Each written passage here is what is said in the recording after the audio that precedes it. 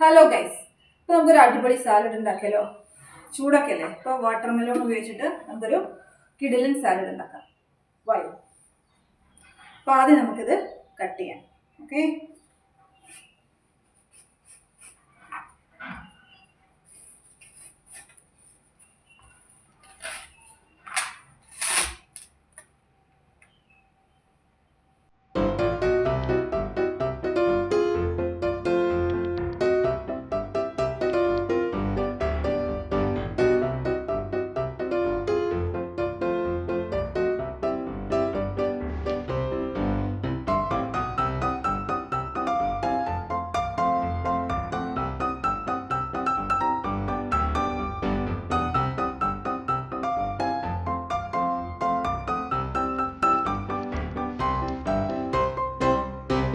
ഇതിലേക്ക് നമുക്കൊരു കുക്കുംബർ ചേർത്ത് കൊടുക്കാം. ഞാനിവിടെ ഇംഗ്ലീഷ് കുക്കുംബറാണ് എടുക്കുന്നത്. നിങ്ങൾ സാധാരണ കുക്കുംബർ എടുത്താലും മതിയാവും. ഇതിൻ്റെ തൊലി കളയേണ്ട ആവശ്യമില്ല. ഇതുപോലെ തന്നെ ഈ ഉൾവശത്തുള്ള ഈ കുരു ഒന്ന് നമുക്ക് റിമൂവ് ചെയ്ത് കൊടുക്കാം. കാരണം ഒരുപാട് വാട്ടർ കണ്ടൻറ്റ് ഉള്ളതുകൊണ്ട് നമ്മുടെ സാലഡ് ഒരുപാട് വെള്ളമായി പോവും. ഇനി നിങ്ങൾ നോർമൽ നാടൻ കുക്കുംബറാണ് എടുക്കുന്നതെങ്കിൽ അതിൻ്റെ തൊലി ഒഴിവാക്കാനായിട്ട് ശ്രദ്ധിക്കുക, ഇല്ലാതെ ഒരു കൈപ്രസം ഉണ്ടാകും. അപ്പോൾ ഇതുപോലെ ചെറിയതായി സ്ലൈസ് ചെയ്തതിന് ശേഷം ചേർത്ത് കൊടുക്കാം. ഇനി നമുക്കിതിലേക്ക് ഒരു ചെറിയൊരു സവോള എടുത്താൽ മതിയാവും.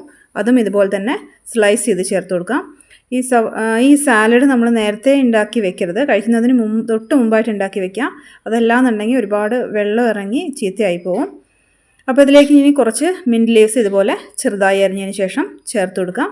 ഇനി ചേർക്കാൻ പോകുന്നത് ഡിൽ ലീവ്സ് ആണ്. ഇത് ഓപ്ഷനിലാണ്, നിങ്ങൾക്ക് അവൈലബിൾ ആണെങ്കിൽ മാത്രം ചേർത്ത് കൊടുക്കാം. ഇനി അതിലേക്ക് ഒരു ലെമൺ എടുത്തിട്ട് ഒരു ചെറിയ പീസ് മതിയാവും, ചെറിയൊരു പീസ് ലെമൺ ചേർത്ത് കൊടുക്കാം. അതിലെ കുരുവെല്ലാം ഒന്ന് മാറ്റിയെടുക്കാം. ഇനി അതിലേക്ക് ആവശ്യത്തിന് ഉപ്പ് ചേർത്ത് കൊടുക്കാം. ഉപ്പ് ചെറിയൊരു അളവിൽ മാത്രം ചേർത്ത് കൊടുത്താൽ മതിയാവും, ഒരുപാട് ചേർത്തിട്ടുണ്ടെങ്കിൽ ടേസ്റ്റ് മാറിപ്പോവും. നമ്മൾ സാലഡിൻ്റെ ഡ്രസ്സിങ് ആണ് കേട്ടോ ചെയ്തുകൊണ്ടിരിക്കുന്നത്. ഇനി ഇതിലേക്ക് ചാറ്റ് മസാലയാണ് ചേർത്ത് കൊടുക്കുന്നത്. ചാറ്റ് മസാല ചേർക്കുന്ന സമയത്ത് ശ്രദ്ധിച്ച് ചേർക്കുക, ഓവറായി കഴിഞ്ഞിട്ടുണ്ടെങ്കിൽ ടേസ്റ്റ് മാറിപ്പോകും, ഒരു കുത്തുന്ന ടേസ്റ്റ് ആയിരിക്കും. അതുകൊണ്ട് ചെറിയ അളവിൽ മാത്രം ചേർത്ത് നോക്കുക.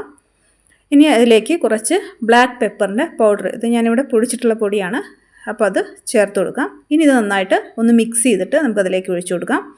ഇത് വേണമെങ്കിൽ ഡയറക്റ്റായിട്ട് നമുക്ക് സാലഡിലേക്ക് ഇട്ട് കൊടുക്കാം, പക്ഷേ പൊടി അവിടെ ഇവിടെ മിക്സ് ആവാതെ കിടക്കും, അതുകൊണ്ടാണ് ഇങ്ങനെ ചെയ്യുന്നത്. ഇനി നന്നായിട്ടൊന്ന് മിക്സ് ചെയ്തെടുക്കണം.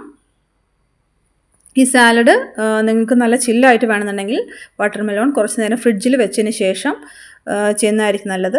സെർവ് ചെയ്യുന്നതിന് തൊട്ട് മുമ്പായിട്ട് സെറ്റ് ചെയ്യാനായിട്ട് ശ്രമിക്കുക. അല്ലാന്നുണ്ടെങ്കിൽ ലെമണും വാട്ടർമെലോണും എല്ലാം കൂടെ വെള്ളം ഇറങ്ങി ടേസ്റ്റ് മാറിപ്പോവും. അപ്പോൾ ഞാനിവിടെ വാട്ടർമെലോണിൻ്റെ തൊണ്ട് ജസ്റ്റ് ഒന്ന് കട്ട് ചെയ്തെടുത്താണ്. അപ്പോൾ അതിലേക്ക് നമ്മുടെ സാലഡ് വെച്ച് കൊടുക്കാം.